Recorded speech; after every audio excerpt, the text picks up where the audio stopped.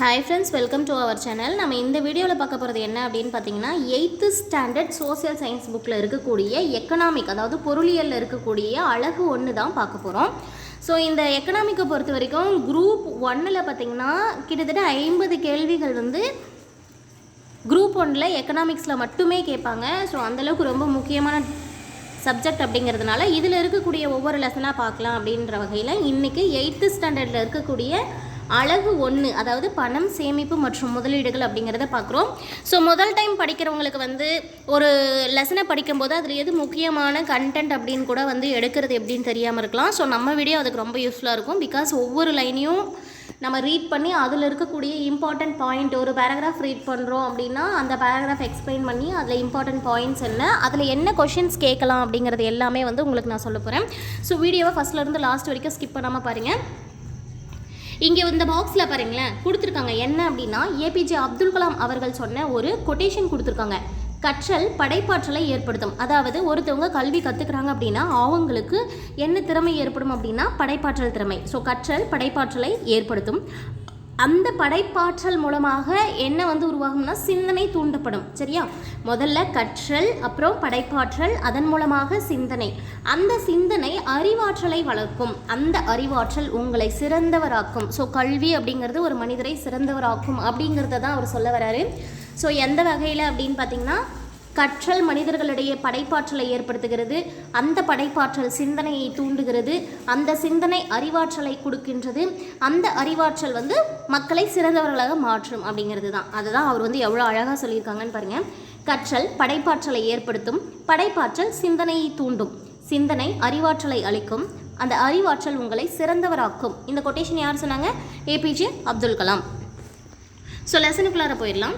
இந்த லெசனை நம்ம கற்றுக்கிறதன் மூலமாக நம்ம என்னெல்லாம் தெரிஞ்சுக்க போகிறோம் அப்படிங்கிறத தான் இந்த கற்றலின் நோக்கங்கள் அப்படிங்கிறதுல கொடுத்துருப்பாங்க. இந்த பாடத்தில் நம்ம என்னெல்லாம் முக்கியமான ஹைலைட்டட் பாயிண்ட்ஸாக பார்க்க போகிறோம் அப்படிங்கிறத சின்ன சுருக்கமாக கொடுத்துருக்கிறது தான் கற்றலின் நோக்கங்கள். ஃபஸ்ட்டு பாருங்களேன், பணத்தின் பரிணாம வளர்ச்சியை பற்றி தெரிந்து கொள்ளுதல். ஸோ பணம் அப்படிங்கிறது இன்றைக்கி நம்ம பார்க்குறோம், நிறைய காயின்ஸ் இருக்குது, நிறைய வந்து நோட்டுகள் இருக்குது. இந்த காயின்ஸ், நோட்டு அப்படிங்கிற இன்றைக்கி இருக்கக்கூடிய இந்த பணம் அப்படிங்கிறது எந்த அடிப்படையிலிருந்து வந்தது, முதல்ல முற்காலங்களில் பணம் எந்த மாதிரி இருந்தது, பணம் இருந்ததா இல்லையா அப்படிங்கிறது எல்லாமே இந்த லெசனில் பார்க்க போகிறோம். அதே போல் மதிப்பு, இயல்பு, செயல்பாடு மற்றும் பணத்தின் முக்கியத்துவத்தை பற்றி அறிந்து கொள்ளுதல். அதாவது பணத்துடைய மதிப்பு, பணத்துடைய இயல்பு, பணத்தின் மூலமாக நடைபெறக்கூடிய அந்த செயல்பாடுகள், அதே போல் பணத்தோடைய முக்கியத்துவம், இது எல்லாத்தையும் பற்றியும் நம்ம இந்த வீடியோவில் தெரிஞ்சுக்க போகிறோம். அடுத்து தெரிஞ்சுக்க போகிறது என்ன அப்படின்னா, சேமிப்பு மற்றும் முதலீடு பற்றி புரிந்து கொள்ளுதல். ஸோ பொருட்களை வந்து சேமித்து வைக்கிறதோ அல்லது பணத்தை சேமித்து வைக்கிறதோ, மெயினாக நம்ம இங்கே பார்க்க போகிறது எல்லாமே பணம் பற்றி தான். ஸோ முற்காலங்களில் தான் வந்து பண்டமாற்று முறை அப்படின்னு சொல்லி பொருள்களை பற்றி கொஞ்சம் பார்ப்போம். லெசன் டீச் பண்ணும்போது உங்களுக்கு புரிஞ்சிடும். இதில் சேமிப்பு மற்றும் முதலீடு பற்றி புரிந்து கொள்ளுதல், கருப்பு பணத்தை பற்றி தெரிந்து கொள்ளுதல். சரியா? இதில் நமக்கு மெயினாக வந்து இந்த கருப்பு பணம் பற்றி தெரிஞ்சுக்கிறதுலேருந்து கொஷின்ஸ் அடிக்கடி கேட்பாங்க. பணத்துடைய பரிணாம வளர்ச்சியில் சில கொஷின்ஸ் கேட்பாங்க. இந்த சேமிப்பு மற்றும் முதலீடு அப்படின்னு பார்க்கும்போது பேங்க் சம்மந்தமாக சில இன்ஃபர்மேஷன்ஸ் பார்ப்போம். இது எல்லாமே கொஷின்ஸ் கேட்பாங்க. போகலாம். ஃபஸ்ட்டு அறிமுகத்தில் என்ன கொடுத்துருக்காங்க அப்படின்னு பாருங்களேன். பணம் ஒரு கண்கவர் பொருள் மட்டுமல்லாமல் ஆர்வத்தை தூண்டக்கூடியது. ஸோ இந்த காலத்தில் பணம் அப்படின்னு சொன்னால் பிடிக்காதவங்க யாராவது இருக்க முடியுமா? கண்டிப்பாக கிடையாது. ஸோ பணம் அப்படிங்கிறது வந்து கண்ணை கவரக்கூடிய ஒரு பொருள் மட்டும் கிடையாது, அது வந்து எல்லாருக்கும் ஆர்வத்தை தூண்டக்கூடிய ஒரு பொருளாகவும் இருக்குது அப்படின்னு சொல்லியிருக்காங்க.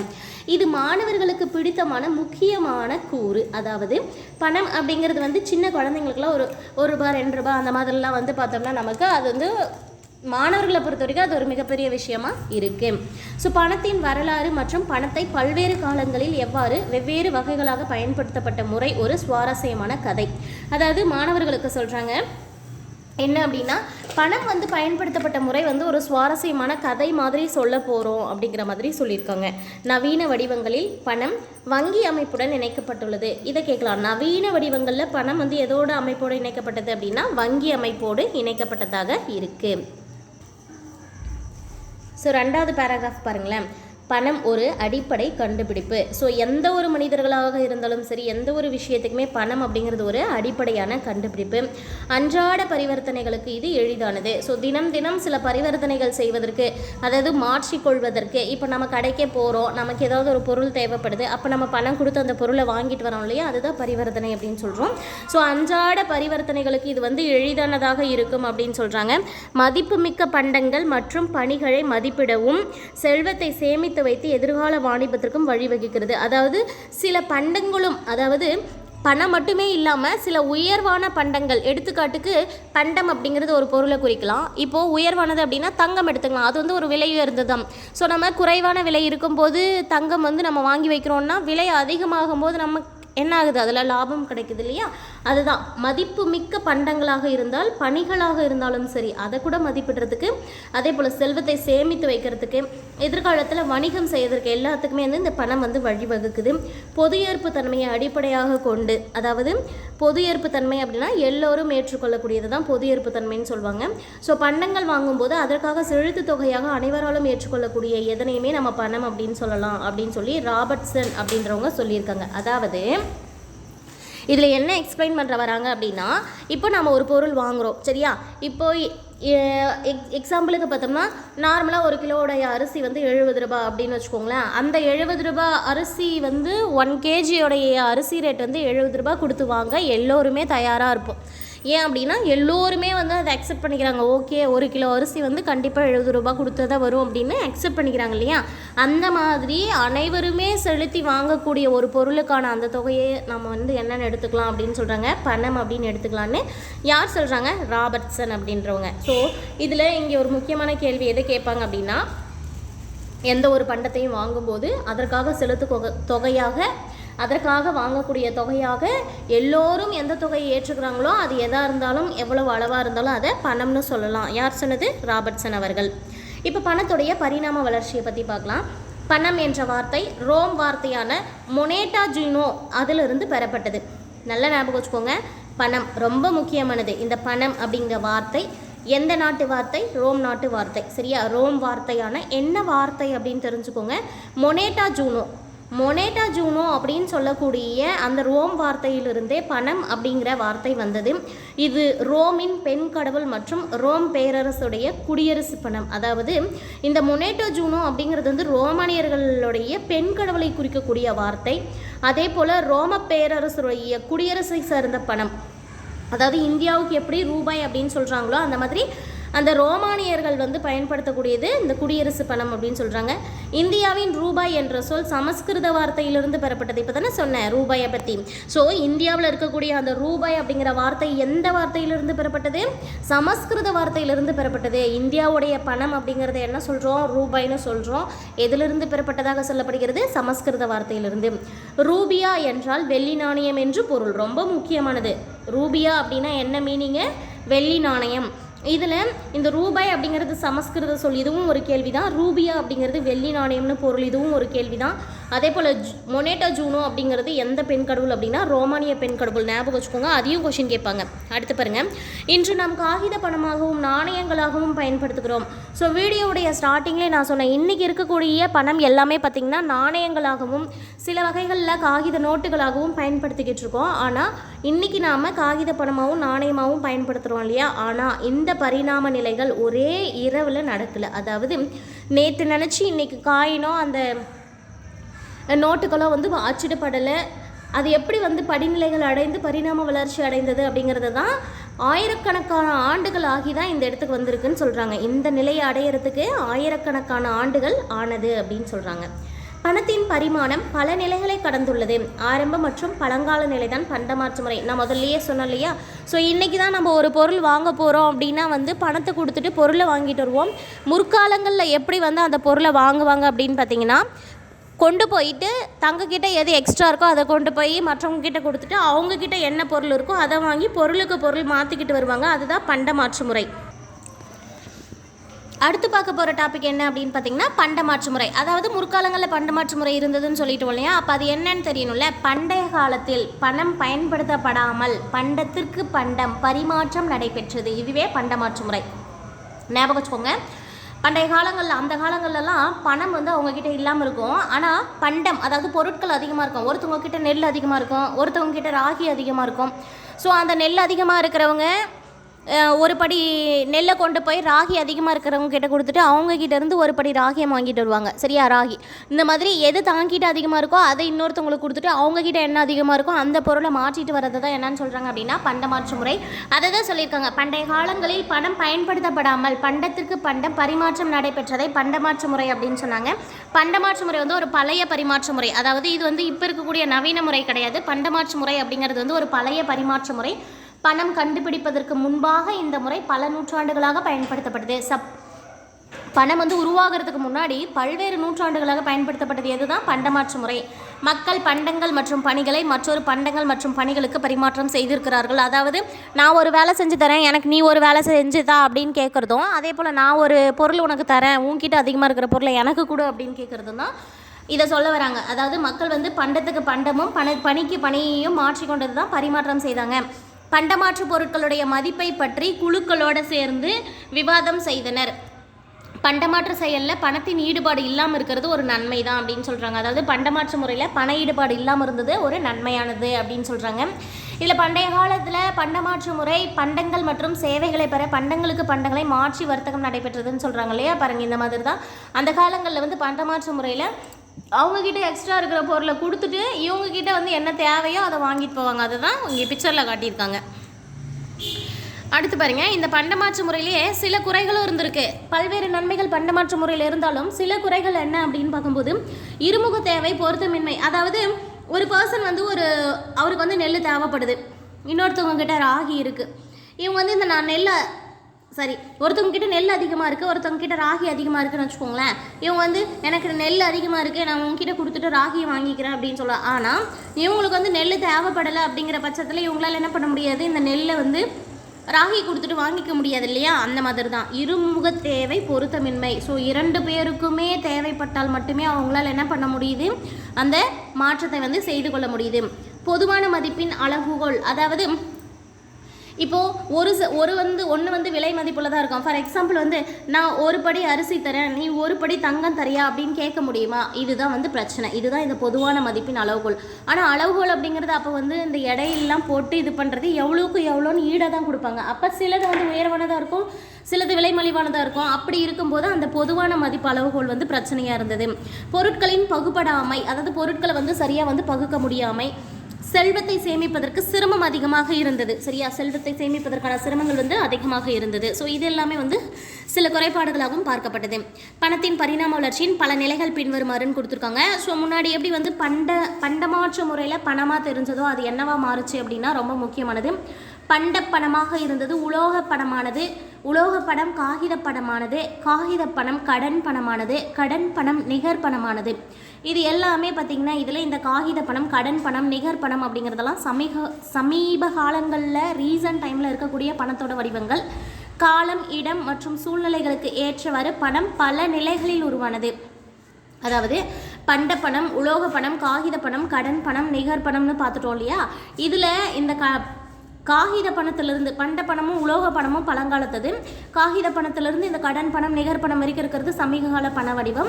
காலம், இடம் மற்றும் சூழ்நிலைகளுக்கு ஏற்றவாறு பணம் பல நிலைகளில் உருவானது. காலம், இடம் மற்றும் சூழ்நிலைகளுக்கு ஏற்ற மாதிரி பணம் வந்து என்னாச்சு? பல நிலைகளில் உருவாச்சு அப்படின்னு சொல்கிறாங்க. பண்டப்பணம் அதாவது பொதுவாக நாகரிகத்தின் தொடக்க காலத்தில் அனைவராலும் ஏற்கக்கூடிய எந்த பண்டம் பொதுவாக தேவைப்படுகிறதோ அந்த பண்டம் தேர்ந்தெடுக்கப்பட்டு அவற்றை பணமாக பயன்படுத்தினர்.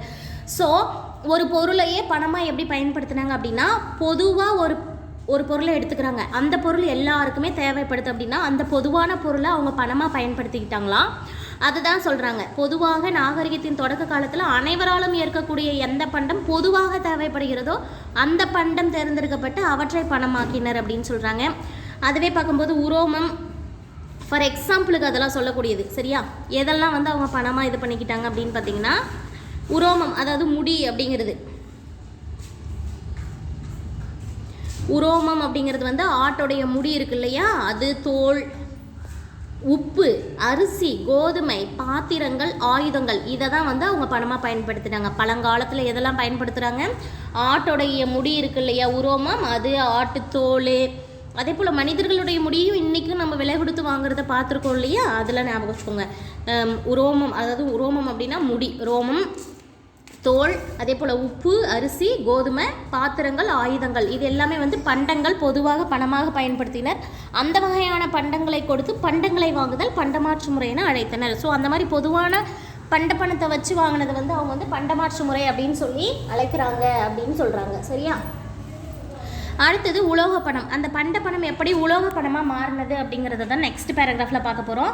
மனித நாகரிகத்தின் முன்னேற்றத்தில் பணம் உலோக பணமாக மாறியது. அதாவது மனிதனுடைய நாகரிகம் வளர வளர பணத்தின் பரிணாம வளர்ச்சியும் மாறிக்கிட்டே வருது. முதல்ல பணமாக இருந்தது, கொஞ்சம் மாற்றம் பெற்று என்ன பணமாக மாறியது அப்படின்னா உலோக பணமாக மாறியது. என்ன பணமாக மாறியது? உலோக பணமாக மாறியது. தங்கம், வெள்ளி, தாமிரம் போன்ற உலோகங்களை எளிமையாக கையாளப்பட்டதால் அவற்றின் அளவு எளிதாக அறிந்து கொள்ளப்பட்டது. பதிவு செய்யப்பட்ட வரலாற்றின் பெரும் பகுதிகளில் இவ்வகையான பணம் முக்கிய பங்கு வகிக்கிறது. அதாவது உலோக பணம் அப்படின்னு எடுத்துக்கும் போது அதிகமாக புழக்கத்தில் இருந்த உலோகங்கள் எது அப்படின்னு பார்க்கும்போது தங்கம், வெள்ளி, தாமிரம், இதை பற்றியெல்லாம் அவங்களால ஈஸியாக வந்து அனலைஸ் பண்ண முடிஞ்சது. அதை வந்து எளிமையாக கையாள முடிஞ்சது. அதனால் அதோடைய அளவு எளிதாக தெரிஞ்சுக்கிட்டாங்க. அதை பேஸ் பண்ணி அவங்க என்ன பண்ணாங்க அப்படின்னா வரலாற்றில் நிறைய இடங்களில் நாம் ஹிஸ்ட்ரியில் படிக்கும்போது கூட தங்க நாணயங்கள், உலோக நாணயங்கள், செப்பு நாணயங்கள் இதெல்லாம் பார்த்துருப்போம் இல்லையா, அந்த மாதிரி உலோகங்களால் ஆன நாணயங்கள் வந்து பயன்படுத்த ஆரம்பிக்கிறாங்க. அடுத்தது காகித பணமாக எப்படி மாறுச்சுன்னு பார்க்கலாம். தங்கம், வெள்ளி நாணயங்களை ஒரு இடத்திலிருந்து மற்றொரு இடத்திற்கு கொண்டு செல்வது சிரமமாகவும் ஆபத்தானதாகவும் இருந்தது. ஸோ இப்போ வந்து ஒரு 100 கிலோ தங்கம் எடுத்துகிட்டு போகிறாங்க அப்படிங்கிறது ஒரு திருடர்களுக்கு தெரியுது அப்படின்னா அப்போ என்ன பண்ணுவாங்க, கண்டிப்பாக அவங்களுடைய உயிருக்கு ஆபத்தை விளைவிப்பாங்க இல்லையா. அப்போ தங்கம் மற்றும் வெள்ளி இந்த மாதிரியான நாணயங்கள்லாம் ஒரு இடத்துலேருந்து இன்னொரு இடத்துக்கு கொண்டு போகும்போது சிரமமாகிறதுனால, அதே போல் ஆபத்து அதிகமாக இருக்கிறதுனால காகித பணத்தை கண்டுபிடிச்சாங்க. முதல்ல பணமாக இருந்தது, அப்புறம் உலோக பணமாக மாறிச்சு. உலோகங்கள்லேயே விலை உயர்ந்த உலோகங்களை ஒரு இடத்துலேருந்து இன்னொரு இடத்துக்கு கொண்டு போகிறதுல பிரச்சனை இருந்ததுனால அந்த பணமும் என்னவா மாறிடுது அப்படின்னா காகித பணமாக. பணத்தின் வளர்ச்சியில் ஒரு முக்கிய நிலையாக கருதப்படுகிறது. இது முக்கியமானது. சரியா? பணத்தின் வளர்ச்சியில் முக்கிய நிலை எது? காகித பணம். தங்கத்தை சேமிப்பதன் அடிப்படையில் ஆரம்பித்த காகித பணத்தின் வளர்ச்சி, அந்த சேமிப்புக்கு பொற்கொள்ளர்கள் ரசீதுகளை வழங்கினர். அதாவது ஒரு தங்கத்தை சேமித்து வைக்கிறதின் அடிப்படையில் தான் ஆரம்பித்த காகித பணத்துடைய வளர்ச்சி. காகித பணம் எப்படி உருவாச்சுன்னு பார்க்கலாம். அதாவது தங்கத்தை ஒரு இடத்துல போயிட்டு பாதுகாக்க சொல்கிறாங்க, அதுக்கு ஒரு ரசீது கொடுக்குறாங்க. சரியா? அப்போ அந்த தங்கத்துக்கு ஈக்குவலான மதிப்புடையதாக அதை எதை எடுத்துக்கிறாங்க? அந்த ரசீது தானே எடுத்துக்கிறாங்க. அந்த ரசீதை காட்டினா தானே திருப்பியும் தங்கத்தை தராங்க. ஸோ பெஸ்ட் எக்ஸாம்பிள் வந்து நம்ம இப்போ வந்து ஏதாவது ஒரு இடத்துல போயிட்டு நம்ம கோல்டு லோன் வாங்குகிறோம் அப்படின்னா நம்ம தங்கத்தை வாங்கிக்கிட்டு அவங்க ஒரு அட்டை மட்டும் கொடுப்பாங்கள்ல, கடன் அட்டை. அப்போ அந்த அட்டையில் இவ்வளோ அமௌண்ட் வாங்கியிருக்காங்க இந்த தங்கத்துக்கு பேஸா அப்படின்னு, அப்போ நம்ம அந்த அமௌண்ட்டை திருப்பி கொடுக்கும்போது தானே அந்த அட்டையையும் அவங்க ரிட்டர்ன் வாங்கிக்கிட்டு தங்கத்தை நம்மக்கிட்ட கொடுக்குறாங்க. அதை தான் அந்த காலத்தில் பண்ணியிருக்காங்க. ஸோ தங்கத்தை சேமித்து வைக்கும்போது அந்த பாதுகாத்து வைக்கிறவங்க பொற்கொள்ளர்கள் என்ன பண்ணியிருக்காங்க அப்படின்னா ரசீதுகள் கொடுத்துருக்காங்க. அந்த பொற்கொள்ளரின் ரசீது தான் பணத்தின் பதிலியாக நினைக்கப்பட்டிருக்கு. அதாவது பணத்துக்கு பதிலாக அந்த ரசீதை வந்து அவங்க பணமாக நினச்சி வச்சுருந்துருக்காங்க. காகித பணமாக மாறுறதுக்கு இதுதான் ஒரு ரீசன். காகித பணத்தை கட்டுப்படுத்துவதும் ஒழுங்குபடுத்துவதும் அந்த நாட்டின் மைய வங்கி. ஸோ இங்கேருந்து பார்த்திங்கன்னா எக்ஸாம் பாயிண்ட் ஆஃப் வியூஸ் வரும். என்ன அப்படின்னா காகித பணம் அப்படின்னு போயிட்டோம்னாவே காகித பணத்தை கட்டுப்படுத்துறதா இருந்தாலும் ஒழுங்குபடுத்துறதா இருந்தாலும் அது யார் செய்வாங்க அப்படின்னா, இப்போ இந்தியா அப்படின்னு எடுத்துக்கிட்டோம்னா ஆர்பிஐ, அதாவது ரிசர்வ் பேங்க் ஆஃப் இந்தியா அப்படின்னு சொல்கிறோம் இல்லையா, அந்த மாதிரி மைய வங்கி என்ன இருக்கோ அவங்க தான் அதை கட்டுப்படுத்துவாங்க. இந்தியாவில் 1935ஆம் ஆண்டு நிறுவப்பட்ட இந்திய ரிசர்வ் வங்கி சொன்னோம் இல்லையா. ஸோ இதில் ஆல்ரெடி ரிப்பீட்டடாக கேட்கக்கூடிய கொஷின் எது? ரிப்பீட்டட் கொஷின், நல்லா ஞாபகம் வச்சுக்கோங்க. இந்தியாவில் எப்போது ஆர்பிஐ வங்கி, அதாவது இந்திய ரிசர்வ் வங்கி எப்போது தொடங்கப்பட்டதுன்னு கேட்டாங்கன்னா 1935. இதுதான் பார்த்திங்கன்னா இந்த காகித பணத்தை அச்சடிக்கிறது, ஒழுங்குபடுத்துறது, கட்டுப்படுத்துறது, இந்த பணிகள்லாம் செய்யுது. என்னென்ன செய்து? அச்சடிக்கிறாங்க, ஒழுங்குபடுத்துகிறாங்க, கட்டுப்படுத்துகிறாங்க. அடுத்து பாருங்க, தற்போது பணத்தின் பெரும்பகுதி முக்கியமாக செலாவணி பணம் அல்லது காகித பணம் இந்திய ரிசர்வ் வங்கியால் வெளியிடப்பட்டது. ஸோ இப்போ இருக்கக்கூடிய பணத்துடைய பெரும்பாலான பணப்பகுதிகள் வந்து செலாவணி பணம் அல்லது காகித பணம் தான். ரிசர்வ் வங்கி தான் வந்து இது ஃபுல்லாக வந்து வெளியிட்டிருக்காங்க. ஞாபகம் வச்சுக்கோங்க. ஸோ ஆர்பிஐ பேங்க் தான் ரொம்ப முக்கியமானது. இந்த செயல்பாடு பாருங்களேன், ஒவ்வொரு நாட்டுக்கும் அந்த பணத்துடைய பெயர் என்ன அப்படின்னு கேட்டிருக்காங்க. சரியா? ஸோ இந்த இடத்துல இந்த பாக்ஸில் என்ன அப்படின்னு பார்த்தீங்கன்னா நாட்டோடைய பெயர் கொடுத்துருக்காங்க, அந்த பணத்தோடைய பெயர் என்ன அப்படின்னு கேட்டிருக்காங்க. ஸோ இதில் பார்த்திங்கன்னா இந்தியாவுக்கும் பார்த்திங்கன்னா ரூபாய் அப்படின்னு தான் சொல்லுவோம், இலங்கைக்கும் பார்த்திங்கன்னா ரூபாய் அப்படின்னு தான் சொல்லுவோம். சரியா? இலங்கைக்கும் என்னன்னு சொல்லுவோம்? ரூபாய் அப்படின்னு சொல்லுவோம். ஞாபகம் வச்சுக்கோங்க, இலங்கை இந்தியா ரெண்டுத்துக்குமே ரூபாய் தான். அந்த மாதிரி ஒவ்வொரு இடத்துலையும் வந்து ஒவ்வொரு பணத்துடைய பெயர் வெவ்வேறாக இருக்கும். ஸோ இது வந்துட்டு தனியாக உங்களுக்கு ஒரு வீடியோவை போடுறேன் சரியா. இந்த வீடியோவுடைய அடுத்த ஒரு வீடியோவே இதை நான் அப்லோட் பண்ணுறேன், அதை நல்லா பார்த்துக்கோங்க சரியா. அதிலிருந்து கொஷின்ஸ் கண்டிப்பாக கேட்பாங்க. இப்போ உலோக பணத்துடைய வரலாறு மட்டும் தனியாக பார்த்துடலாம். மேலே ஃபஸ்ட் பேஜில் ஒன்று இருந்தது இல்லையா, உலோக பணத்துடைய வரலாறு அப்படின்னு எடுத்துக்கும் போது தங்கம், வெள்ளி, வெண்கலம் இந்த மாதிரி எந்த உலோகங்களுக்கெல்லாம் விலை அதிகமாக இருக்கோ அந்த மாதிரி விலை மதிப்பு அதிகமாக இருக்கக்கூடிய உலோகங்கள் தான் வந்து பணமாக பயன்படுத்தப்பட்டது சரியா. சரி, அந்த காலத்தில் விலை மதிப்பற்றது, இப்போ தான் வந்து இது விலை மதிப்பானது. தங்கம், வெள்ளி எல்லாம் அந்த காலத்தில் பார்த்திங்கன்னா தங்கம், வெள்ளியெல்லாம் ரொம்பவும் மலிவாக கிடச்சிட்டு இருந்தது. ஸோ தங்கம், வெள்ளி, வெண்கலம் போன்ற விலை மதிப்பற்ற உலோகங்கள் உலோக பணமாக பயன்படுத்தப்பட்டன.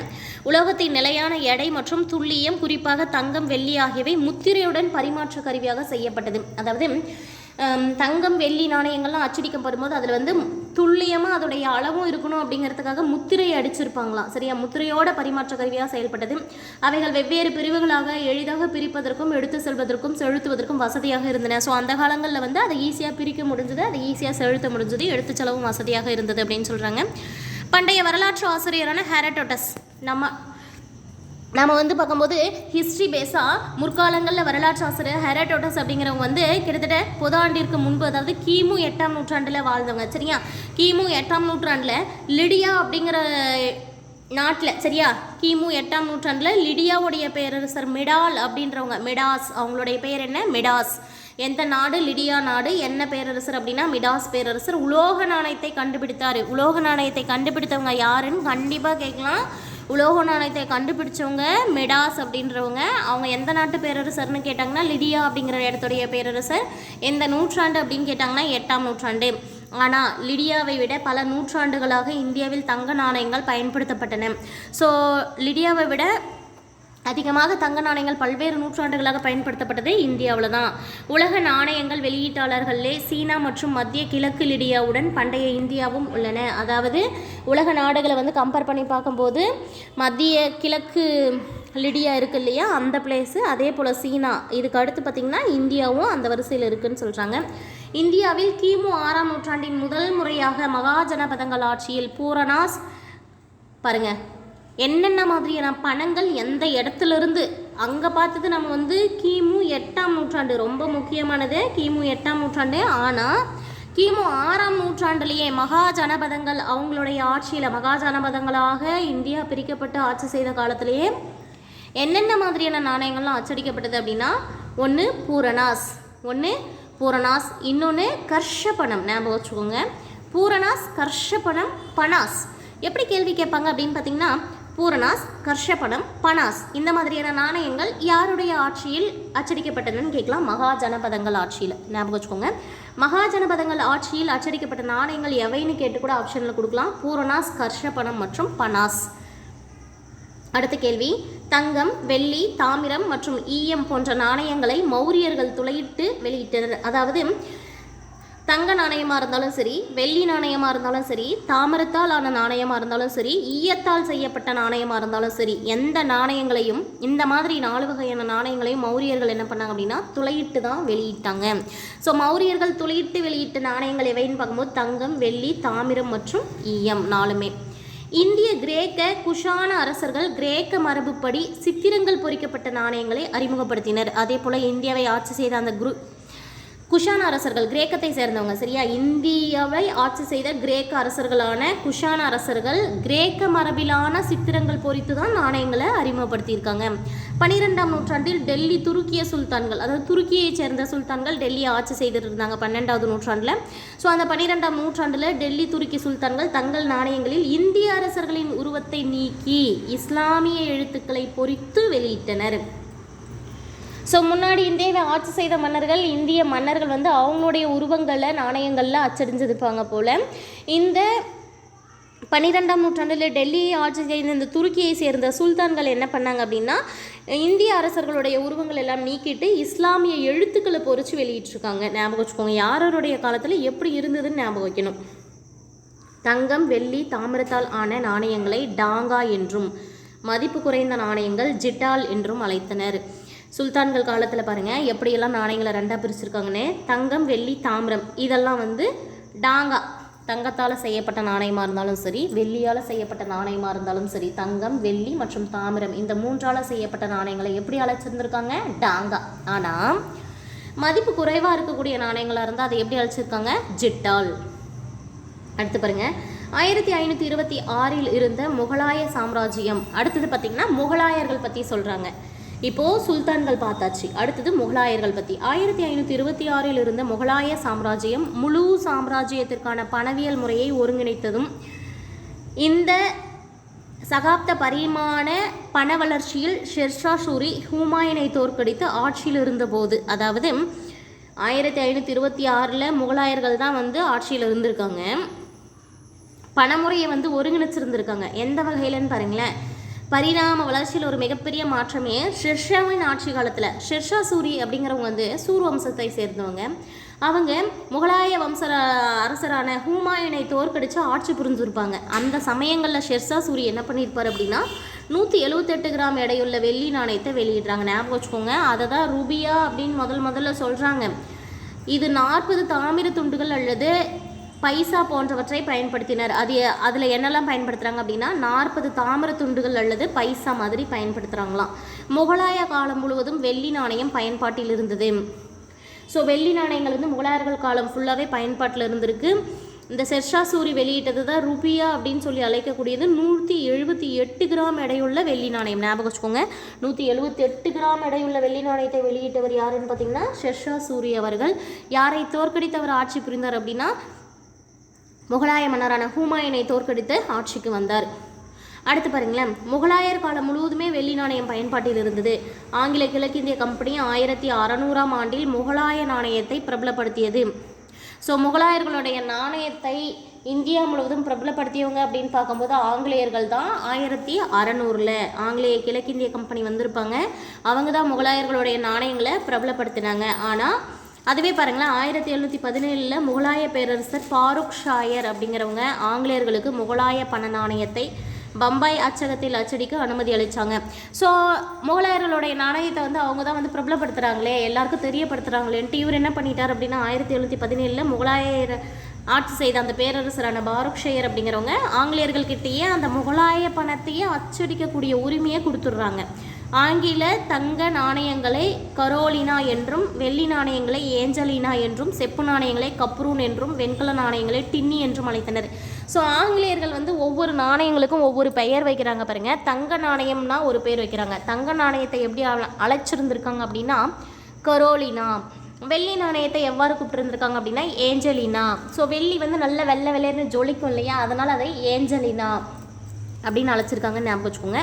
செப்பு நாணயங்களை கப்ரூன் அப்படின்னு அழைச்சிருந்துருக்காங்க. சரியா, அதாவது செப்பு அப்படிங்கிறதே பார்த்திங்கன்னா நம்ம அதை சரியான மெயின்டைன் பண்ணலைன்னா அது மேலே தூசி படிந்து ஒரு கருமை நிறத்தை மறக்க கப்ரூன் அப்படின்னு ஞாபகம் வச்சுக்கோங்க. செப்பு நாணயங்கள் கப்ரூன் என்றும், வெண்கல நாணயங்களை டின்னி என்றும் அழைத்தனர். ஸோ வெண்கல கிண்ணம் அப்படிங்கிறதுல கிண்ணின்னு ஞாபகம் வைங்க, அதே டின்னின்னு ஞாபகம் வைங்க. சரியா, வெண்கல நாணயத்தை எவ்வாறு அழைத்திருக்காங்க?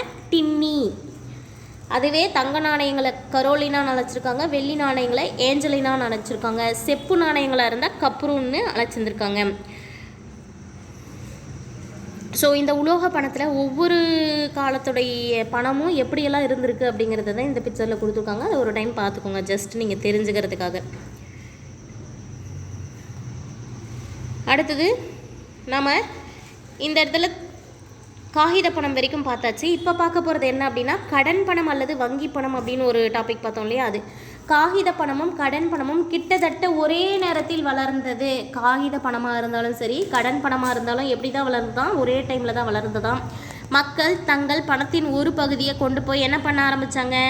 பேங்க்கில் வைப்பு தொகையாக வச்சுருந்தாங்களா, அந்த தொகையை வசதியாக காசோலை மூலம் திரும்ப பெறலாம், அதாவது செக்கு மூலமாக திரும்பவும் வாங்கலாம்னு சொன்னாங்க.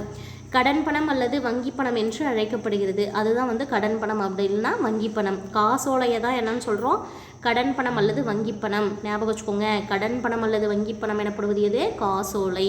காசோலை என்பது பணத்தை குறிப்பதல்ல, ஆனால் பணத்தின் பணிகளை மேற்கொள்ளும். அதாவது அந்த செக் அப்படிங்கிறது அது பணம் கிடையாது, ஆனால் பணத்துடைய மதிப்பு அதில் இடம்பெறும் போது அதற்கான பணிகள் நம்மளால் செய்ய முடியும் அப்படின்னு சொல்கிறாங்க. நெக்ஸ்ட் பேராகிராஃபில் பாருங்களேன், நிகர் பணம் அப்படின்னு சொல்லி ஒரு டாபிக் கொடுத்துருக்காங்க. உண்டியல், கருவூல பட்டியல், பத்திரம், கடன் பத்திரங்கள், சேமிப்பு பத்திரங்கள் ஆகியவற்றின் பயன்பாடுகள் பணப்பரிணாம வளர்ச்சியின் இறுதி நிலை. ரொம்ப முக்கியமானது. பணப்பரிமாண வளர்ச்சியில் இறுதி நிலையாக இருக்கிறது என்னன்னு பார்க்கும்போது உண்டியல், கருவூல பட்டியல், பத்திரம், கடன் பத்திரம், சேமிப்பு பத்திரம். ஸோ இது பத்திரத்திலே 3 இருக்குது, ஞாபகம் வச்சுக்கோங்க. பத்திரம், கடன் பத்திரம், சேமிப்பு பத்திரம், உண்டியல் மற்றும் கருவூல பட்டியல். இது எல்லாமே இப்போ வந்து பணப்பரிமாற்றத்துடைய இறுதி நிலை அப்படின்னு சொல்கிறாங்க.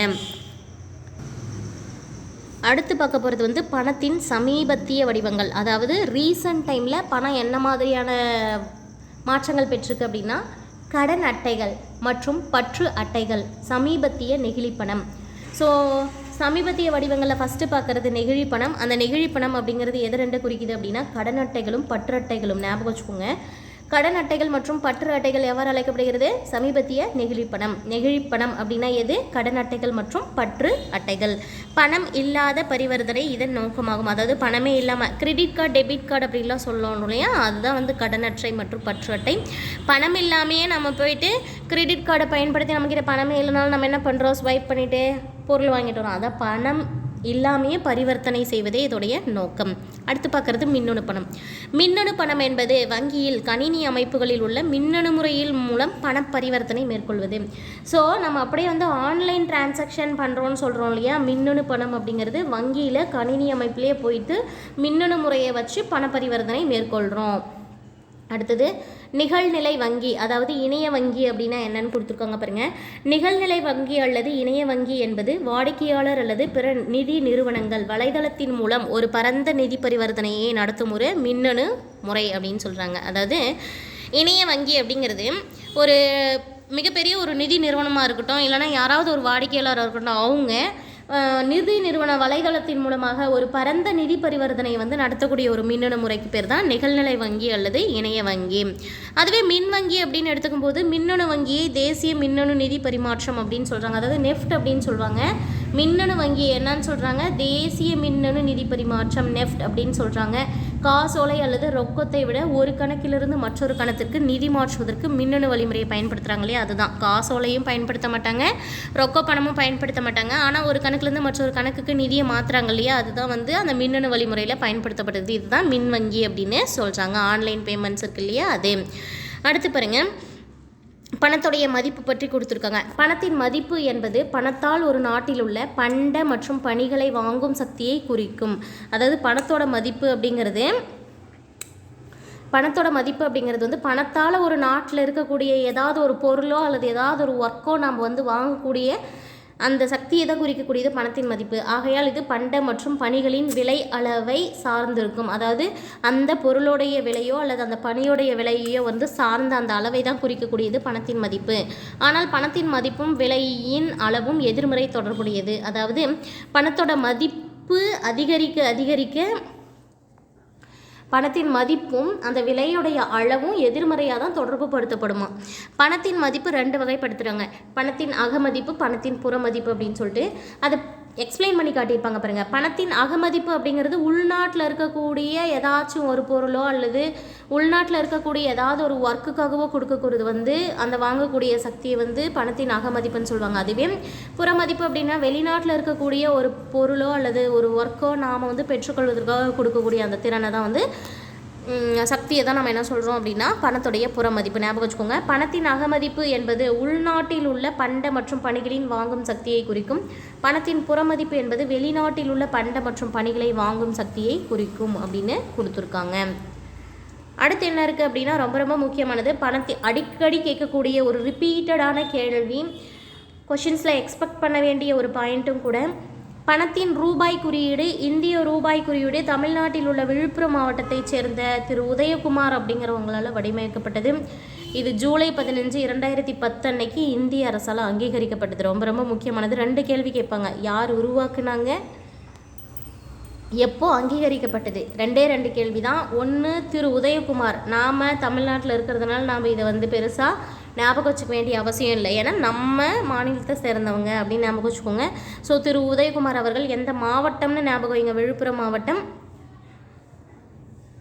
ஸோ அவங்களால் அமைக்கப்பட்ட இந்த இந்திய ரூபாய் குறியீடு இருக்கு இல்லையா, இந்த குறியீடு எப்போது அங்கீகரிக்கப்பட்டது அப்படின்னா ஜூலை 15, 2010 அங்கீகரிக்கப்பட்டது. கல்வி வளர்ச்சி நாள் தெரியும் இல்லையா, காமராஜர் அவருடைய பிறந்தநாள் கல்வி வளர்ச்சி நாளாக கொண்டாடிட்டு வரோம். அந்த நாள் அன்று 2010 இந்திய அரசு ஏற்று தந்திருக்காங்க. பணத்தோட தன்மையை பற்றி பார்க்கலாம். பணத்தின் பொருள் மற்றும் தன்மையை குறித்து அதிகப்படியான சர்ச்சைகள் மற்றும் குழப்பங்கள் நிலவுது. அதாவது ஒவ்வொருத்தவங்களும் ஒவ்வொரு மாதிரி சொல்கிறாங்க பணத்தின் தன்மையை பற்றி. பாருங்க, ஸ்டோவ்ஸ்கி அப்படிங்கிறவங்க என்ன சொல்கிறாங்க அப்படின்னா, பணம் அப்படிங்கிறது ஒரு அடித்தளமான கருத்து. ஏன்னா அது வேறுபட்ட துறைகளில் ஒன்று கிடையாது, 3 பணிகளை குறிப்பிடுது.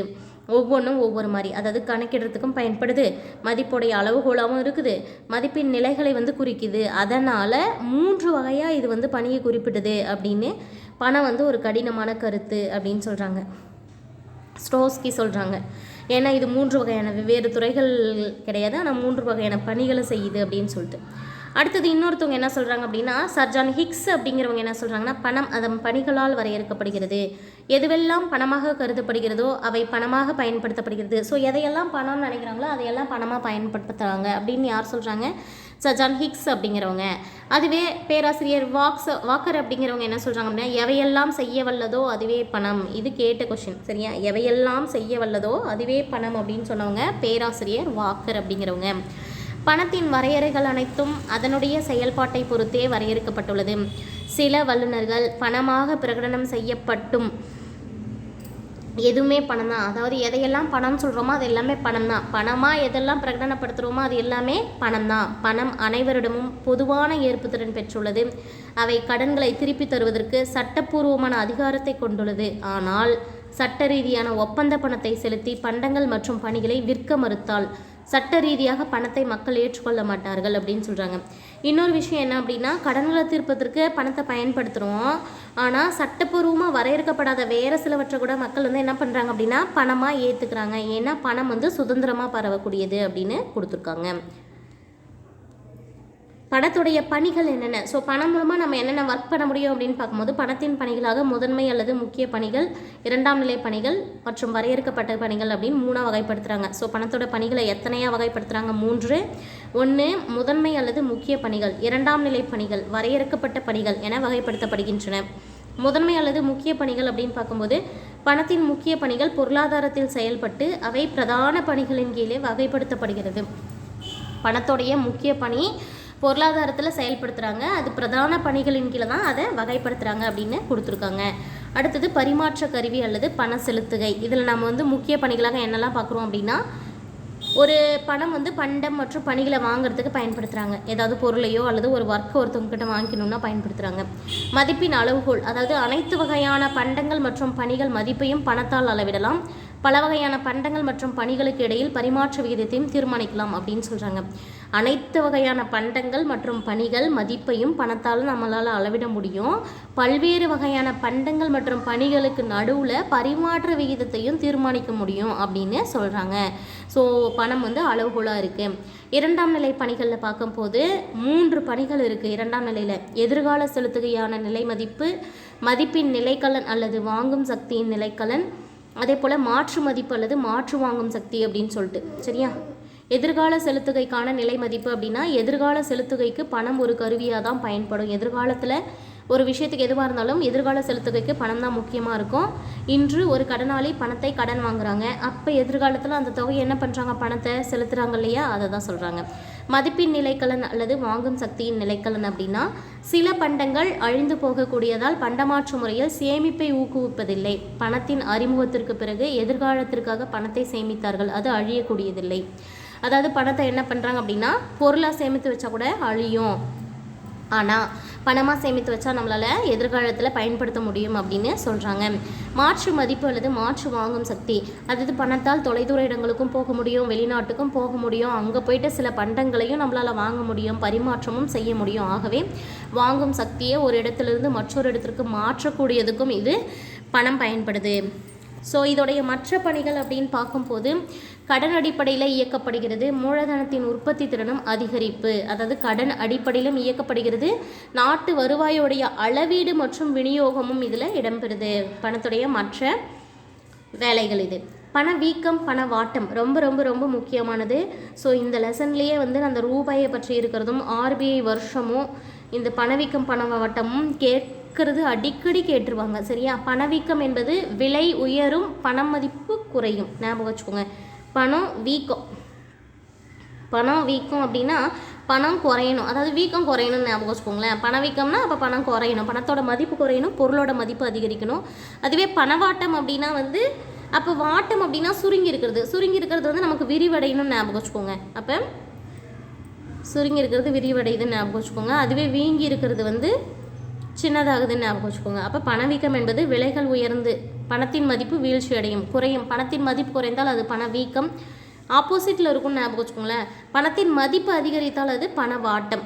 ஸோ பணம் அதிகரித்தா பணத்தோடைய மதிப்பு அதிகரிக்கும் போது பொருளோட மதிப்பு ஆட்டோமேட்டிக்காக குறையும், பணத்தோட மதிப்பு குறையும் போது பொருளோட மதிப்பு ஆட்டோமேட்டிக்காக அதிகமாகும். அடுத்தது வங்கியில் சேமிப்பு மற்றும் முதலீடுகள், அதாவது சேமிப்பு மற்றும் முதலீடுகள் பற்றி தெரிஞ்சுக்க போகிறோம்னு சொல்லியிருந்தோம் இல்லையா. சேமிப்புகள் பற்றி பார்ப்போம். வருவாயில் நடப்பு நுகர்வுக்கு பயன்படாத ஒரு பகுதி சேமிப்பு என வரையறுக்கப்படுகிறது. நம்மக்கிட்ட வந்து ஒரு 100 ரூபீஸ் இருக்குது. ஸோ 100 ரூபீஸ் இருக்குது வச்சுக்கோங்களேன். அந்த 100 ரூபீஸில் நம்ம வந்து 70 ரூபா தான் செலவு பண்ண போகிறோம். நமக்கு வருமானம் 100 ரூபா வந்துருச்சு, அதில் 70 ரூபா செலவு பண்ணிட்டோம். அந்த 30 ரூபா நமக்கு செலவே ஆகாது அப்படின்னு இருந்தால் அதை நம்ம இதில் போடலாம் சேமிப்பு. அதுதான் எக்ஸாம்பிள். வருவாயில் நடப்பு நுகர்வுக்கு பயன்படாத ஒரு பகுதி சேமிப்பு. அவை தற்போதைய நுகர்வுக்காக பயன்படுத்தப்படாமல் எதிர்கால தேவைகளுக்காக சேர்த்து வைக்கப்படுகிறது. ஒரு நபர் பணத்தை சேமிக்க பல்வேறு வழிகள் இருக்காங்க. வங்கிகளில் வெவ்வேறு வகையான கணக்குகள் மூலமாக நம்ம பணத்தை வந்து சேமிக்க முடியும். ஸோ என்ன மாதிரிலாம் சேமிக்க முடியும் அப்படின்னா மாணவர் சேமிப்பு கணக்கு அப்படின்னு சொல்லி கூட ஒன்று இருக்குது. சில வங்கிகள் உயர்நிலை பள்ளிகள் மற்றும் கல்லூரிகளில் படிச்சுட்ருக்கிற அந்த மாணவர்களுக்கு என்ன பண்ணுறாங்க அப்படின்னா சேமிப்பு கணக்கு தொடங்கி தருவாங்க. 0 பேலன்ஸில் தொடங்கி கொடுப்பாங்க. நீங்கள் நிறைய இடத்துல வந்து கேள்விப்பட்டிருந்துருக்கலாம் சரியா. சேமிப்பு பண்ணி கொடுப்பாங்க. மாணவர்களாக இருந்தாலும் சரி, அதாவது பள்ளிகளில் படிக்கக்கூடிய மாணவர்களாக இருக்கட்டும் அல்லது கல்லூரிகளில் படிக்கக்கூடிய மாணவர்களாக இருக்கட்டும், அவங்களுக்கு சேமிப்புக்காக என்ன பண்ணுவாங்க அப்படின்னா அவங்களுக்கு கணக்கு தொடங்கி தருவாங்க. அதாவது அவங்களுக்குன்னு ஒரு அக்கௌண்ட் வந்து ஓப்பன் பண்ணி கொடுப்பாங்க அப்படின்னு சொல்கிறாங்க. சில வங்கிகள் உயர்நிலை பள்ளிகள் மற்றும் கல்லூரிகளில் பயிலும் மாணவர்களுக்கு சேமிப்பு கணக்கை துவங்குவதற்கு வசதிகளை ஏற்படுத்தி வழங்குகின்றன. சேமிப்பு கணக்கு இவங்க சேவிங்ஸ் அக்கௌண்ட் எப்படி இருக்கும் அப்படின்னா 0 பேலன்ஸ் இருக்கும், ஞாபகம் வச்சுக்கோங்க. அடுத்தது சேமிப்பு வைப்பு. வாடிக்கையாளர்கள் தங்களுடைய நடப்பு வருமானத்தில் ஒரு பகுதியை சேமித்து வைக்கிறதுக்காக ஆரம்பிக்கக்கூடிய அந்த கணக்குக்கு பேர் தான் சேமிப்பு அப்படின்னு சொல்கிறாங்க. நுகர்வோர் பணம் தேவைப்படும் போது அவங்க என்ன பண்ணுவாங்க அப்படின்னா அவங்க கணக்கில் இருந்து பணத்தை எடுத்துக்கலாம். அந்த வைப்பு தொகைக்கு வந்து வங்கி பெயரளவு வட்டி அளிக்கிறது, சும்மா பேருக்கு சில வட்டி வந்து கொடுப்பாங்க. அடுத்தது நடப்பு கணக்கு வைப்பு, கரண்ட் அக்கௌண்ட் அப்படின்னு சொல்லுவாங்க. நடப்பு கணக்குகள் பொதுவாக வர்த்தக நிறுவனங்கள், அதாவது ஏதாவது வந்து நிறுவனங்கள் இருக்காங்க இல்லையா அவங்க, அப்படி இல்லைனா வர்த்தகர்கள் அல்லது பொது அதிகாரிகள் இருப்பாங்க இல்லையா அவங்களால தான் ஆரம்பிக்கப்படும். தேவைக்கேற்ப வங்கி பரிவர்த்தனை மேற்கொள்ள நடப்பு கணக்கு உதவுவது. அதாவது நமக்கு எவ்வளோ வேணுமோ அந்தளவுக்கு வந்து நம்ம ஆன்லைனில் பேமெண்ட்ஸோ அல்லது பண பரிவர்த்தனையோ பண்ணிக்கலாம். அதுக்காக அதே போல் ஃபிக்ஸட் டெபாசிட் அப்படின்னு சொல்லுவாங்க. நிரந்தர வைப்பு கணக்கு அப்படிங்கிறது வந்து ஒரு அமௌண்ட்டை வந்து பேங்க்கில் போட போகிறோம் அப்படின்னா, ஃபார் எக்ஸாம்பிள் ஒரு 5 லட்சம் போட போகிறோம் அப்படின்னா அவங்களுடைய பணத்துக்கும் அது பாதுகாப்பு இருக்கும். அதே போல் நிலையாக மாதம் வட்டி மூலமாக அவங்களுக்கு வருமானமும் வரும். அப்படின்னா அந்த நிரந்தர வைப்பு வந்து கால வைப்பு அப்படி குறிப்பிட்ட காலத்திற்கு ஒரு 10 வருஷம் 5 வருஷம் அப்படின்ற மாதிரி வைப்பாங்க இல்லையா, டெபாசிட் பண்ணுறது தான் நிரந்தர வைப்பு. இந்த சேமிக்கிறது மூலமாக நமக்கு என்னெல்லாம் நன்மைகள் கிடைக்குது அப்படின்னு பார்க்கலாம். நீங்கள் விரைவில் நிதி ரீதியாக தனித்து இருக்கலாம். அதாவது நிதிக்காக, அதாவது பணத்திற்காக யாரையும் சார்ந்திருக்க வேண்டிய தேவை இருக்காது. நீங்கள் எந்த எதிர்பாராத செலவுகளை பற்றியும் கவலைப்பட வேண்டியது, நமக்கு வந்து திடீர்னு ஏதாவது ஒரு எமர்ஜென்சி செலவு வருதுன்றதை கவலைப்பட வேண்டியதில்லை. நம்ம அப்போ வந்து அதை ஃபேஸ் பண்ண முடியும். நீங்கள் உங்கள் வேலையை இழந்தால் எதிர்காலத்தில் நிதியுதவியாக இருக்கும். அதாவது இன்றைக்கி நம்ம சம்பாதிக்கிறோம் அப்படிங்கிற சமயத்தில் இந்த மாதிரி ஏதாவது ஃபிக்ஸட் டெபாசிட் போட்டு வச்சோம்னா, சேமித்து வச்சோம்னா வேலை இழந்து போகக்கூடிய காலங்களில் ரொம்பவும் ஹெல்ப்ஃபுல்லாக இருக்கும். உங்கள் சூழ்நிலை மாறினாலும் நீங்கள் தயாராக இருப்பீர்கள் அப்படின்னு சொல்கிறாங்க. உங்களோட சூழ்நிலை மாறி போகும்போது கூட நீங்கள் தயாராக இருக்கலாம். நீங்கள் பணி ஓய்வில் வசதியாக இருப்பீர்கள். நீங்கள் பணியில் ஓய்வு பெறும்போது ரொம்பவுமே வசதியாக இருக்கலாம். இன்றைய சேமிப்பு நாளைய பாதுகாப்பு அப்படின்னு சொல்லி இதை முடிச்சிருக்காங்க. ஸோ அடுத்தது பார்க்கலாம். மாணவர்களுக்கிடையே சேமிப்பை ஊக்குவித்தல், அதாவது ஸ்கூல்லேருந்தே மாணவர்கள் மத்தியில் எப்படி சேமிப்பை வந்து ஊக்குவிக்கிறது அப்படின்னா வரி மற்றும் கணக்கியல் பற்றி கற்றுக் கொடுக்கணும். வரியெல்லாம் பற்றியும் கணக்கு பற்றியும் கற்றுக் கொடுக்கணும். வளர்ந்து வரக்கூடிய பணம் சார்ந்த முடிவுகளில் ஈடுபட வைக்கணும். உதவித்தொகை விண்ணப்பிக்கிறதுக்கு ஊக்கப்படுத்தணும். மாணவர்களுக்கு வரவு செலவு திட்டத்தை எப்படி போடணும், மாணவ கடன்களுக்கு விண்ணப்பிக்கிறது எப்படி, அந்த மாதிரிலாம் உதவி செய்யலாம். தனிப்பட்ட சேமிப்பு கற்றுக் கொடுக்கணும். அதாவது ஒவ்வொருத்தவங்களும் சேமிக்கிறதுக்காக கற்றுக் கொடுக்கணும். மாணவர்களை சஞ்சாயக்கா திட்டம் ஆரம்பிக்க ஊக்குவிக்கணும். முதலீடுகள் அப்படிங்கிறது ஒரு ஒரு விஷயத்திலேயே ஒரு ஒர்க்லேயோ பணத்தை போடுறோங்கிறது தான் முதலீடு. பல்வேறு முறைகளில் மூலதனத்தை பயன்படுத்தும் முறையை முதலீடுகள் அப்படின்னு சொல்கிறோம். அதாவது பணமாக இருந்தாலும் சரி, நேரமாக இருந்தாலும் சரி, அது செய்யக்கூடிய வேலைக்கான முயற்சியாக இருந்தாலும் சரி, அந்த மாதிரி ஏதாவது ஒரு இதுக்காக ஒன்றுத்துக்கு இன்வெஸ்ட் பண்ணுறோம் இல்லையா, அதுதான் முதலீடுன்னு சொல்லுவோம். முதலீடு செய்து அதுக்கு மாதம் எதிர்காலத்தில் கண்டிப்பாக நமக்கு ஒரு வருமானமும் திரும்ப கிடைக்கணும், அதுதான் முதலீடு.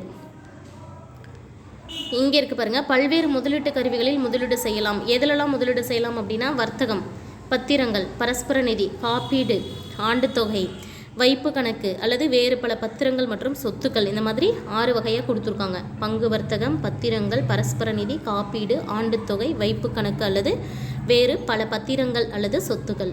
எந்த ஒரு முதலீட்டு கருவிகளிலும் முதலீடு செய்யும் போது சில இடர்பாடுகள் ஏற்பட்டு பணத்தை இழக்கும் நிலை ஏற்பட்டாலும், அதாவது நம்ம எதுலையாவது இன்வெஸ்ட் பண்ணுறோம் அப்படின்னா சில இழப்புகள் ஏற்பட்டாலும் நம்ம என்ன பண்ணணும், அதே முதலீட்டு மூலமாக அதிக பணத்தை வந்து பெற முடியும். அதுதான் உண்மை. நமக்கு கொஞ்சம் ஏற்ற இறக்கங்கள் இருந்தாலும் ஒரு முதலீட்டில் நம்மளால் அந்த மாதிரி வந்து சாதிக்க முடியும். முதலீடு நாட்டின் பொருளாதார வளர்ச்சியை வந்து உருவாக்கும் இயல்புடையது அப்படின்னு கொடுத்துருக்காங்க. ரொம்ப ரொம்ப முக்கியமானது. அடுத்து கொஷின் கேட்கக்கூடிய ஏரியான்னு பார்க்கும்போது கருப்பு பணம். கருப்பு பணம் அப்படின்னா வங்கிக்கு கணக்கில் வராத பணம் அனைத்துமே கருப்பு பணம் தான். ஸோ இதில் என்ன கொடுத்துருக்காங்க அப்படின்னா, கருப்பு பணம் என்பது கணக்கில் கொண்டு வராத பணத்தோடைய ஒரு வடிவம். இது பெரும்பாலும் வணிக மக்களால் தான் அதிகமாக வந்து உருவாக்கப்படுது அப்படின்னு சொல்கிறாங்க. ஸோ இதில் ஒப்பீட்டுடைய அளவை வச்சு சேமிப்புனா என்ன, முதலீடு என்ன அப்படின்னு கொடுத்துருக்காங்க பாருங்கள். சேமிப்பு அப்படிங்கிறது ஒருத்தவங்க வந்து வருமானம் பெறுறாங்க, அவங்களுக்கு தேவையானதை பயன்படுத்திக்கிறாங்க அப்படின்னா அதில் பயன்படுத்தாத பகுதியை சேமிப்புன்னு சொல்லுவாங்க. அதுவே முதலீடு அப்படின்னா ஒரு மூலதன சொத்துக்கள்லையோ நிதி முதலீடோ செய்தாங்கன்னா அதுதான் வந்து முதலீடுன்னு சொல்கிறாங்க. இந்த சேமிப்புடைய நோக்கம் வந்து குறுகிய காலம் அல்லது அவசரகால தேவையை நிறைவேற்றுறதுக்கு பயன்படும். முதலீட்டுடைய நோக்கம் வந்து மூலதன உருவாக்கம் மற்றும் வருவாயை வந்து அதிகப்படுத்துறதுக்காக. அடுத்தது இடர்பாடு அப்படின்னு எடுத்துக்கும்போது சேமிப்பில் வந்து குறைந்த அல்லது புறக்கணிக்கப்பட்ட அளவிலான இடர்பாடு இருக்கும், அதாவது தடங்கல்கள் இருக்கும். அதுவே முதலீட்டில் அதிகமான இடர்பாடுகள் இருக்கும்.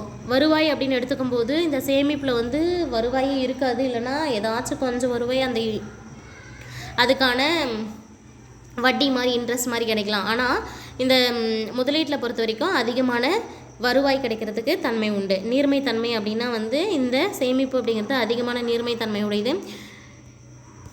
ஆனால் நமக்கு இந்த முதலீடு அப்படிங்கிறது குறைவான நீர்மைத்தன்மை உடையது.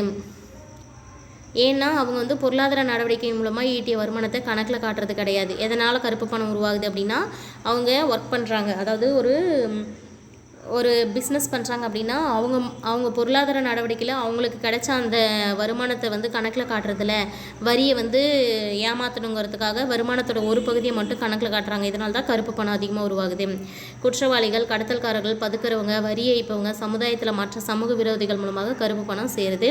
இந்தியாவில் சட்டவிரோதமாக சந்தையில் கருப்பு பணம் சம்பாதிச்சு அந்த வருமானத்தில் எந்த வரியும் செலுத்தலை அப்படின்னா வெளிநாட்டு வங்கியில் இந்தியர்கள் என்ன பண்ணுறாங்க அப்படின்னா வைப்பு வச்சுக்கிறாங்க. அந்த மொத்த பணத்துடைய இருப்பையும் கண்டுபிடிக்க முடியறதில்ல.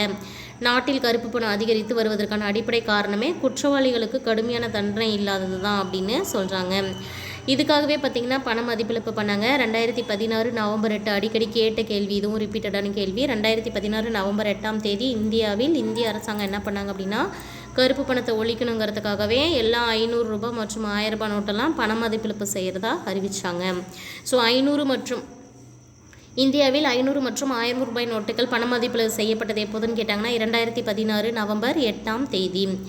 பொருளாதாரத்தில் இந்த கருப்பு பணம் என்னெல்லாம் தாக்கத்தை ஏற்படுத்துது அப்படின்னு பார்த்தீங்கன்னா, விளைவுகள் என்னென்ன வருது அப்படின்னா, பொருளாதாரத்தில் ஒரு பக்கம் வளர்ச்சி இருக்கும், மறுபக்கம் பார்த்திங்கன்னா வளர்ச்சியே இருக்காது. இரட்டை பொருளாதாரம் உருவாகிறதுக்கு கருப்பு பணம் ஒரு காரணம். இரட்டை பொருளாதாரம் அப்படிங்கிற கான்செப்டை நீங்கள் ஞாபகம் வச்சுக்கணும். பணக்காரன் ஆகிக்கிட்டே போகிறான், ஏழை இன்னும் ஏழை ஆகிக்கிட்டே போகிறான். ஒரு டைலாக் பார்த்துருப்போம் இல்லையா, அதுதான் இது, சரியா? ஸோ இரட்டை பொருளாதாரம், ஒரு பக்கம் வளர்ச்சி இருந்துக்கிட்டே இருக்கும், ஒரு பக்கம் வளர்ச்சி குறைஞ்சிக்கிட்டே இருக்கும். இதுதான் இரட்டை பொருளாதாரம். உண்மை அளவை குறைத்து மதிப்பீடு செய்வது, வரியை ஏமாத்துறது மூலமாக அரசுடைய வருவாய் வந்து இழந்து போகிறது, இதெல்லாம் வந்து பிரச்சனைகள். அதே போல் சமத்துவம் வலுவிழுத்தல், பணக்காரன் அதிகமாக பணக்காரனாக இருப்பான், ஏழை அதிகமான ஏழையாக இருப்பான். ஸோ ரெண்டு பக்கத்தும் பேலன்ஸ் பண்ண முடியாமல் ரொம்ப டிஃப்ரென்ஸ் இருக்கும். பணக்காரர் மற்றும் ஏழைகளிடையே இடைவெளியும் அதிகமாகும். பணக்காரன் கூட தான் பழகுவான், ஏழையோட தான் பழகுவான். ஸோ பணக்காரனுக்கும் ஏழைக்கும் இடையில வந்து இடைவெளி அதிகமாகும். ஆடம்பர நுகர்வு செலவு, ஸோ அதிகமாக பணம் வச்சுருக்கவன் ஆடம்பரமாக செலவு பண்ணுவான். உற்பத்தி முறையில் விலகல், பற்றாக்குறை பணத்தை விநியோகித்தல், அதாவது பற்றாக்குறையான பணத்தை வந்து விநியோகிப்பது. சமுதாயத்தில் பொது ஒழுக்க நிலையில் வீழ்ச்சி அதிகமாக ஏற்படும். பணம் அதிகமாக வீழ்ச்சி அதிகமாக ஏற்படும். உற்பத்தி மீது விளைவுகளும் ஏற்படும், உற்பத்தி மீதான விளைவுகள். கருப்பு பணத்துக்கு எதிராக சமீபத்தில் என்னெல்லாம் நடவடிக்கை இந்தியாவில் எடுக்கப்பட்டது அப்படின்னா, இந்தியா மற்றும் மற்ற நாடுகளில் கூட அவங்களுடைய அழுத்தத்தால் சுவிட்சர்லாந்து உள்ளூர் சட்டங்களில் முக்கிய மாற்றம், அதாவது ஸ்விஸ் வங்கியில் தான் வந்து அதிகமாக அதாவது இந்தியா இருந்தாலும் சரி மற்ற நாடுகளாக இருந்தாலும் சரி ஸ்விஸ் பேங்க்கில் போட்டு வச்சுப்பாங்க அப்படின்னு சொல்லுவாங்க. ஸோ அந்த சுவிட்சர்லாந்து நாட்டில் வந்து மற்ற நாடுகள் மற்றும் இந்தியாவுடைய அழுத்தம் காரணமாக இந்த மாதிரி கருப்பு பணம் அதிகமாக புழக்கத்துக்கு வருது அப்படிங்கிறதுனால அவங்க என்ன பண்ணாங்க அப்படின்னா சுவிட்சர்லாந்தோடைய அவங்க சட்டங்களில் மாற்றங்கள் கொண்டு வந்தாங்க. சரியா, வெளிநாடுகளுக்கு வந்து அவங்களுக்கு கருப்பு பணத்தை குறைக்கிறதுக்கு உதவி செய்கிறாங்க. உச்சநீதிமன்றத்தின் வழிகாட்டுதலின் பேரில் கருப்பு பணத்தை கண்காணிக்கிறதுக்காக சிறப்பான ஒரு விசாரணை குழுவும் நியமிக்கப்படுகிறது. அடிக்கடி பண மதிப்பிழப்பும் செய்கிறாங்க. ஸோ அடுத்து பார்க்கக்கூடியது சில சட்டங்கள் ரொம்ப முக்கியமானது. கருப்பு பணத்துக்கு எதிராக சில சட்ட ரீதியான கூட்டமைப்புகள் ஏற்படுத்தப்பட்டது. ஒன்று ஃபஸ்ட்டு பார்க்குறது வந்து 2002 பண மோசடி. எப்போ? 2002 பண மோசடி நடவடிக்கை தடுப்பு சட்டம். எப்போது? 2002 பண மோசடி நடவடிக்கையை தடுக்கக்கூடிய சட்டம் கொண்டு வரப்பட்ட ஆண்டு 2002. லோக்பால் மற்றும் லோக் ஆயுக்தா சட்டம் கொண்டு வரப்பட்டது. ஊழல் தடுப்பு சட்டம் 1988 ஞாபகம் வச்சுக்கோங்க. கொணரப்படாத வெளிநாட்டு வருமானம் மற்றும் சொத்து மசோதா வரி விதிக்கிறது 2015. பினாமி பரிவர்த்தனை தடுப்பு சட்டம் 1988. இதை திருத்தது வந்து 2016. ரியல் எஸ்டேட் ஒழுங்குமுறை மற்றும் மேம்பாட்டு சட்டம் கொண்டு வரப்பட்டது 2016. ஸோ இதில் இந்த சட்டங்களும் ரொம்ப முக்கியமானது. ஒரு டைம் பார்த்துக்கலாம். பண மோசடி நடவடிக்கையை தடுப்பதற்கான சட்டம் கொண்டு வரப்பட்டது. பண மோசடி நடவடிக்கை தடுப்பு சட்டம் 2002. லோக்பால் மற்றும் லோக் ஆயுக்தா சட்டம் எந்த வருஷம் கமெண்ட் பண்ணுங்கள். ஊழல் தடுப்பு சட்டம் 1988. கொணரப்படாத வெளிநாட்டு வருமானம் இருக்கு இல்லையா, அது மற்றும் சொத்து மசோதா வரி விதிக்கிறது 2015. பினாமி பரிவர்த்தனை தடுப்பு சட்டம் 1988 2016 திருத்தினாங்க. ரியல் எஸ்டேட் ஒழுங்குமுறை மற்றும் மேம்பாட்டு சட்டம் 2016 கொண்டு வரப்படுது. ஸோ ஃப்ரெண்ட்ஸ், இந்த இடத்துலோட இந்த வீடியோ வந்து முடிஞ்சது. ஏன்னா லெசன் வந்து முடிஞ்சது பாருங்கள். ஸோ நாம் இந்த லெசனில் என்னெல்லாம் தெரிஞ்சுக்கிட்டோம் அப்படிங்கிறது இதில் கொடுத்துருப்பாங்க. மீள் பார்வையில் பாருங்கள். பணம் அப்படிங்கிற வார்த்தை ரோம் வார்த்தையிலேருந்து வந்து நாமளே பார்த்தோம். மொனோட்டோ ஜூனோ அப்படிங்கிறதுலேருந்து. அதே போல் பண்டமாற்று முறை அப்படிங்கிறது வந்து பணத்தை பயன்படுத்தாமல் மனிதர்கள் வந்து பண்டங்களை மாற்றிக்கொள்வது. சில முக்கியமான நிலைகள் அப்படின்னு பார்க்கும்போது பண்ட பணம், உலோக பணம், காகித பணம், கடன் பணம், அதே போல் அருகாமை பணம் மற்றும் சம்பத்திய பணம், இதோடைய வடிவங்கள்லாம் பார்த்தோம். பணத்தோட மதிப்பு எப்படி வந்து ஒரு நாட்டில் பண்ட பணிகளை வாங்கும் சக்தியாக இருக்குது அப்படிங்கிறதையும் பார்த்தோம். இதோட நிறைய முக்கியமான பாயிண்ட்ஸை இதில் பார்த்துருக்கோம். ஸோ வீடியோவை இன்னொரு டைம் போட்டு நல்லா தெளிவாக கேட்டுட்டு இந்த லெசனை தரவாக படித்து முடிச்சுருங்க. ஸோ படித்து முடிச்சதுக்கப்புறம் திரும்பவும் நீங்கள் ஒரு 2 days கழித்து மறுபடியும் இந்த வீடியோ போட்டு பார்க்கும்போது உங்களுக்கு அடுத்தடுத்து என்ன பாயிண்ட் இருக்குது ஞாபகம் வந்ததுன்னா நீங்கள் லெசன் நல்லா கவனிச்சிருக்கீங்கன்னு அர்த்தம். அதே போல் கவனிச்சுட்டு நீங்கள் லெசனை படித்தா மட்டும்தான் உங்கள் மைண்டில் வந்து திரும்பவும் இந்த லெசன் வந்து ஆழ்ந்து பதியும். ஸோ யாரெல்லாம் நம்ம சேனலை ஃபஸ்ட் டைம் பார்க்குறீங்க அப்படின்னா சேனலை சப்ஸ்கிரைப் பண்ணி பக்கத்தில் இருக்கிற பெல் ஐக்கானை கிளிக் பண்ணி வச்சுக்கோங்க. முடிஞ்ச வரைக்கும் நம்ம சேனலோட லிங்கை ஃப்ரெண்ட்ஸ்க்கு ஷேர் பண்ணுங்கள். தேங்க்யூ.